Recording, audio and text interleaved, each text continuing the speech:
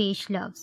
میں نے جب اس کہانی کو لکھنے کا سوچا تو میرے ذہن میں اس کہانی کا خاکہ بھی موجود نہ تھا۔ دوران سفر یونیورسٹی سے واپس جاتے ہوئے میری ملاقات ایک انجان شخص سے ہوئی جس کا نام مجھے بہت اچھا لگا، میر دوست، اور میرے ذہن میں یہ خیال آیا کہ میں اس نام سے کوئی کردار ضرور لکھوں گا۔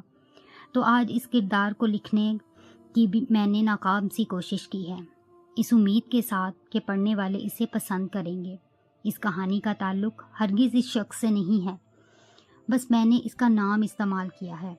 یہ کہانی بالکل فرضی ہے جو قطرہ قطرہ میرے ذہن میں اترتی گئی اور میں اسے صفوں پر اتارتا گیا۔ یہ کہانی ایک ایسے انسان کی ہے جس نے اپنی زندگی میں بہت کچھ کھویا، بہت کچھ حاصل بھی کیا، اور ان کھوئی ہوئی چیزوں سے بہت سے اسباق سیکھ کر آگے بڑھ گیا۔